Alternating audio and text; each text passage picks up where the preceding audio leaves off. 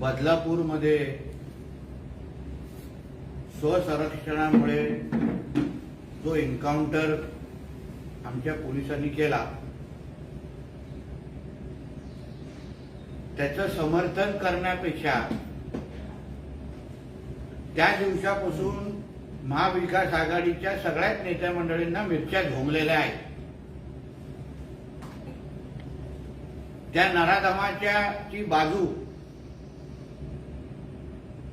ही पूर्ण बेशरम लोकांची टोळी मोकळ्या पद्धतीने घेते. त्यांच्या डोक्यामध्ये आमच्या आदरणीय देवेंद्र फडणवीस साहेबांचा द्वेष एवढा नसामध्ये भरला आहे की त्यांना आज महाराष्ट्रातल्या माता भगिनींना मिळालेला न्याय, सुरक्षतेची भावना ह्यापेक्षा मोठा देवेंद्रजींच्यावर असलेला द्वेष हा त्याला मोठा वाटतोय. हो, आमचे देवाभाऊ आहेत सिंगम. कारण का आज आमच्या राज्यातली माता भगिनी, आमचे देवाभाऊ गृहमंत्री असल्यामुळे ते सुरक्षित महाराष्ट्रामध्ये फिरू शकतात. माता भगिनींना माहिती आहे की त्यांच्याकडे कोणीही वाकड्या नजरेने पाहिलं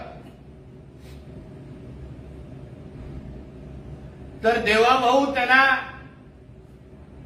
जागेवर ठेवणार नाही.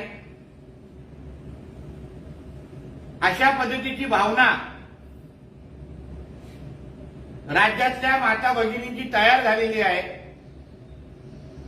आणि म्हणूनच हा संजय राजाराम राऊत सकाळी उठून झाकण धुल्यासारखा बडबड करत होता.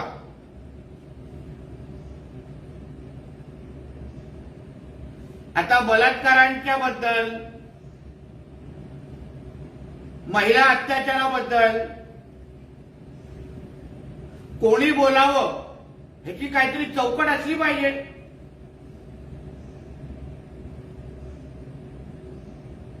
ज्या संजय राजाराम राऊतवर आज पण डॉक्टर स्वप्ना पाटकरच्या छळण्याचा आरोप आहे, धमकवण्याचा आरोप आहे, तिच्या घरावर दारूचे बॉटल मारले अशी व्यथा तिने व्यक्त केलेली आहे. त्यांनी महिला अत्याचाराबद्दल आणि बलात्काराबद्दल बोलू नये.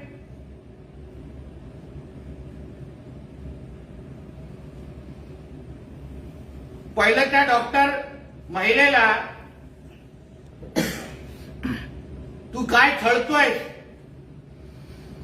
याबद्दल थोडी माहिती दे, तिला तिची माफी माग आणि मग देवाभाऊ आणि आमच्या सरकारवर सिंगम आणि या सगळ्या गोष्टीची बडबड करायला हिंमत कर. नाहीतर कधीतरी आमच्या त्या बहिणीला सुरक्षित ठेवण्यासाठी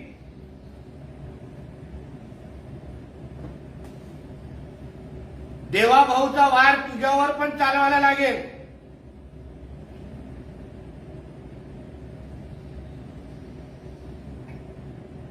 म्हणे ते शाळेतले काहीतरी पॉर्न फिल्मचा उल्लेख केलाय.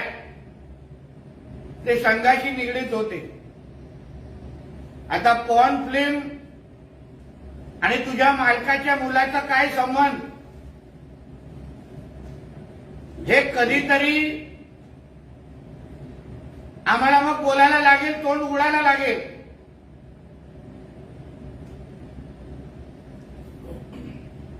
तुझ्या ज्या मातोश्रीच्या 3ऱ्या माळ्यावर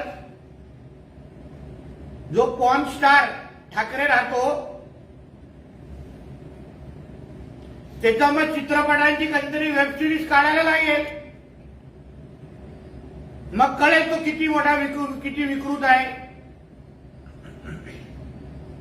लहान मुलांचा त्या चित्रपटांमध्ये काय रोल आहे. म्हणून उगाच आमच्या राष्ट्रीय स्वयंसेवक संघ असेल, आमच्या भारतीय जनता पक्षाचे नेते मंडळींना बोलण्या अगोदर तुझ्या मातोश्रीमध्ये राहत असलेला पॉर्न स्टार ठाकरे, त्याला पहिलं वेळेत आवर, नंतर आम्हाला गावागावामध्ये मोठे स्क्रीन लावून या पॉर्न स्टार ठाकरेचे चित्रपट आम्हाला रिलीज करायला लागतील. बोला. एकनाथ शिंदे म्हणतात मी सिंगम, फडणवीस म्हणतात मी सिंगम. या 2.5 वर्षात महाराष्ट्रामध्ये असंख्य बलात्कार आणि महिलांवर अत्याचार झाले. एकनाथ शिंदे यांच्या मतदारसंघात तर ठाणे जिल्ह्यात देवेंद्र फडणवीस यांच्या मतदारसंघात असंख्य अत्याचार झाले. मी आकडे देऊ शकतो असं संजय राऊत. अहो, एकनाथ शिंदेजींच्या मतदारसंघात, देवेंद्रजींच्या मतदारसंघामध्ये किती बलात्कार, किती महिला अत्याचार झाले, ही सत्य कधी ना कधीतरी मग बाहेर येईल. कारण की हात सहसा थोबाड उघडतो तशी परिस्थिती नाही. पण मतदारसंघात सोडा, मातोश्रीमध्ये राहत असलेल्या बलात्काराबद्दल, मातोश्रीमध्ये राहत असलेल्या शक्ती कपूर आणि रणजितची भूमिका राबवणाऱ्याला त्याला कधी तुम्ही आवर घालणार.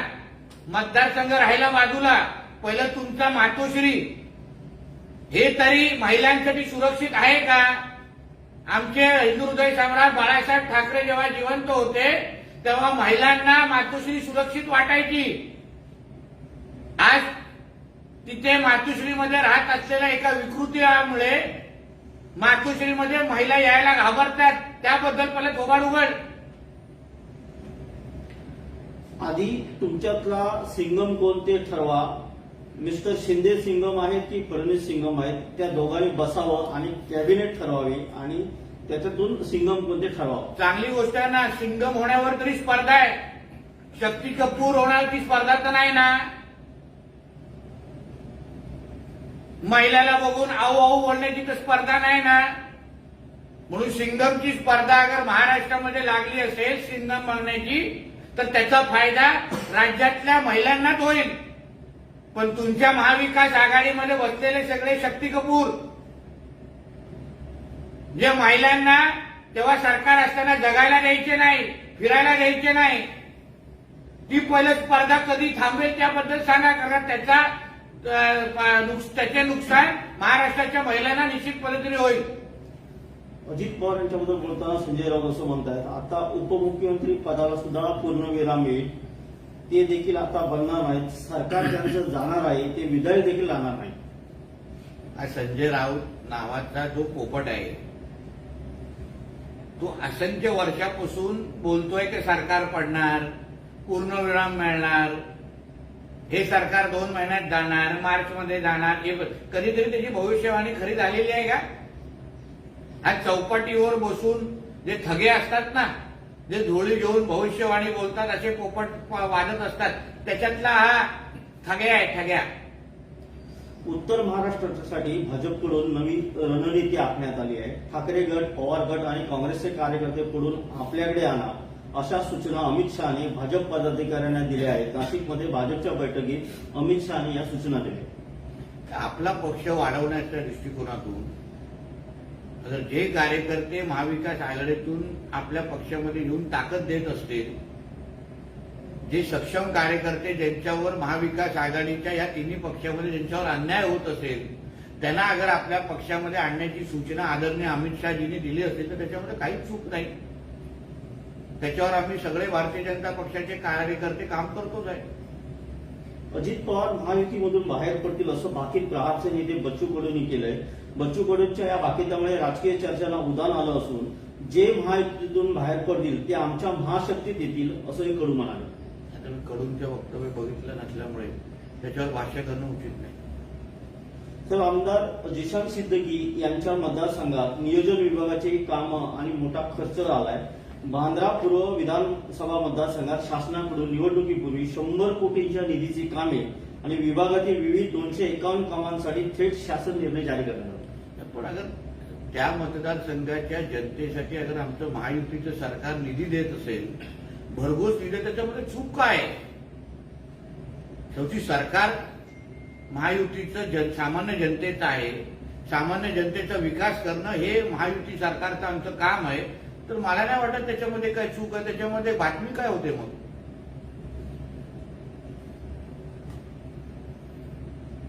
पंतप्रधान नरेंद्र मोदी यांचा दौरा पावसामुळे रद्द झालाय.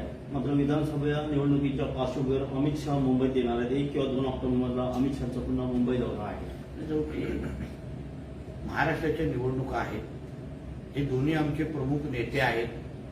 हे आमचे चेहरे आहेत आणि ते अगर आमच्या महाराष्ट्रामध्ये येऊन भारतीय जनता पक्षाच्या कार्यकर्त्यांना ताकद देत असतील आणि आमच्या महाराष्ट्राला विकासात करण्याच्या दृष्टिकोनातून अगर दौरे आखत असतील तर त्या दौऱ्याचं स्वागतच करायला पाहिजे. म्हणून आम्ही त्यांच्या तारखा जशा पडतील तेवढा त्याचाच फायदा महाराष्ट्राच्या जनतेचा आणि भारतीय जनता पक्षाच्या कार्यकर्त्यांना निश्चित पद्धतीने होईल. संजय राऊत उद्या जागा वाटपासंदर्भात दिल्लीत जाणार आहे अशी माहिती पुढे येते. काल त्यांची बाळासाहेब थोरात तसेच नाना पटोले यांच्याशी देखील चर्चा झालेली आहे. उद्या ते दिल्लीत काँग्रेसच्या नेत्यांची भेट घेणार आहेत. म्हणजे काँग्रेसचे महाराष्ट्राचे नेते हे कुचकामी आहेत, हे बिनकामी आहेत. म्हणूनच संजय राजाराम राऊतला तिथे जाऊन बोलायला लागतं. अशा पद्धतीचा अप्रत्यक्ष पद्धतीचा अपमान हा नाना पटोले आणि इकडच्या बाळासाहेब थोरातांसारख्या नेत्यांचा करतोय. हे काँग्रेसच्या नेत्यांनी वेळेत समजावं. आतापर्यंत नाना पटोलेंना प्रदेश अध्यक्ष म्हणून सगळे अधिकार होते आणि म्हणजे उबाटाचे नेते काँग्रेसच्या राज्याच्या नेत्यांना फाट्यावर मारतात. ह्याचाच अर्थ हाच अर्थ काढला पाहिजे. म्हणून ह्याबद्दल नाना पटोलेजींनी ताट भूमिका घ्यायची गरज आहे नेहमीसारखी. सर, येत्या हिवाळी अधिवेशनातच मोदी सरकार वक्फ बोर्ड कायदा दुरुस्ती मंजूर करणार आहे. तो राहुल गांधी, शरद पवार यांनी रोखून दाखवावा असं अमित शहा यांनी ओपन चॅलेंज दिलंय. त्याचं स्वागतच करायला पाहिजे. माझा विश्वास आहे आपल्या देशामध्ये वक्फच्या निमित्ताने जे इस्लामीकरण मोठ्या प्रमाणामध्ये सुरू आहे, हिंदू समाजाच्या हक्काची जमिनी, घरं लुटण्याचं काम जे वक्फच्या नावाने सुरू आहे. कुठल्याही इस्लामी देशामध्ये हा वक्फचा कायदा नाही, फक्त भारतामध्येच आहे. आणि त्याच्यामध्ये जे काही बदल सुचवले आहेत आमच्या सरकारने ते लवकरात लवकर आमचं मोदी सरकार, आमचं एनडीए सरकार येणाऱ्या अधिवेशनामध्ये जसं अमित भाई बोलले तसे आणणार आहे. म्हणून आम्ही हा आपला राहुल गांधी असेल, शरद पवार असेल किंवा तो उद्धव ठाकरे असेल, यांनी कितीही ताकद लावली तरी या हिंदू राष्ट्रामध्ये हिंदूंचंच हित पाहिलं जाईल एवढी कडक भूमिका आमच्या नरेंद्र मोदी साहेबांच्या नेतृत्वाखाली असलेल्या एनडीए सरकारने घेतलेला आहे आणि शब्दापलीकडे जाऊन कृतीतून ते सिद्ध करून दाखवणार आहे. देवेंद्र फडणवीस और एकनाथ शिंदे पहला तय करे कि आप में से सिंघम कौन है, नहीं तो कैबिनेट बैठक लेके तय करो आप में से सिंघम. देखिए, ये अच्छी बात है कि हमें सिंघम बनने की स्पर्धा है, कंपटीशन है. जैसे पिक्चरों में शक्ति कपूर का रोल करने वाले, गुलशन ग्रोवर का रोल करने वाले, रंजीत का रोल करने, उसकी तो स्पर्धा नहीं है ना जो महाविकास आघाड़ी में लगी है. तो इसलिए अगर कोई सिंघम बनने की स्पर्धा हमारे सरकार के बीच होती रहेगी, उसका फायदा महाराष्ट्र के हमारे बहनों को ही होने वाला है. तो उसका स्वागत करना चाहिए. तुम लोग के जैसे महिलाओं के खिलाफ, बहनों के खिलाफ और बहनों को गंदी नजर से देखने वाले शक्ति कपूर जैसे लोगों का रोल तो करने वाले लोग हमारे सरकार में नहीं है ना।